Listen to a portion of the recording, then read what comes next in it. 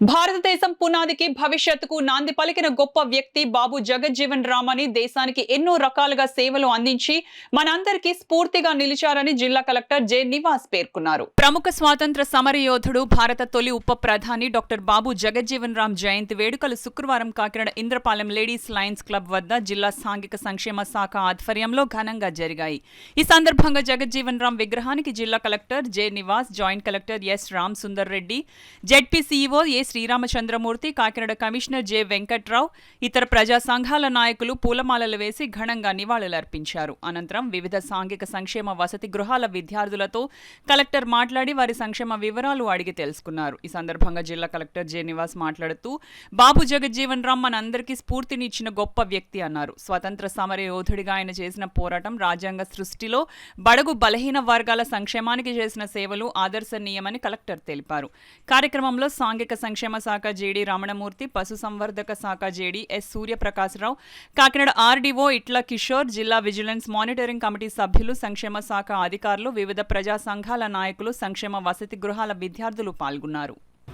ఆయన వేసిన పునాది ఈరోజు మన భారతదేశం ఫుడ్ సఫిషియెంట్ ఒక కంట్రీగా ఈరోజు ఫుడ్ ఎక్స్పోర్ట్ చేసినటువంటి ఒక స్థాయికి మనం ఎదిగామంటే ఆయన పెట్టినటువంటి పునాది, ఆయన కృషి అని చెప్పి మనందరూ కూడా ఈరోజు గుర్తుపెట్టుకోవాలి. అదే రకంగా మరి బడుగు బలిగిన వర్గాలకి ఆయన స్వతంత్రం ముందు నుంచే ఆయన చేసినటువంటి పోరాటాలు, మరి అడుగడుగున ఆయన మన దేశం పట్ల ఉన్న ప్రేమతో ఆయన ఎదిగి మరి 30 సంవత్సరాల ఒక వివిధ హోదాలో మినిస్టర్గా, వివిధ శాఖల మినిస్టర్గా ఉండి ఏ శాఖలు ఇచ్చినా, అది రక్షణ శాఖ అయితేనేమి, డిప్యూటీ ప్రైమ్ మినిస్టర్ అయితేనేమి, అదే రకంగా అగ్రికల్చర్ మినిస్టర్ అయితేనేమి, ఏ శాఖలు ఇచ్చినా దాన్ని ఘనంగా నిర్వహించి మరి మన దేశంలో ఉన్నటువంటి బలహీన వర్గాలందరూ కూడా గౌరవపడే విధంగా ఒక ఆదర్శ వ్యక్తిగా మన ముందు నిలిచారు.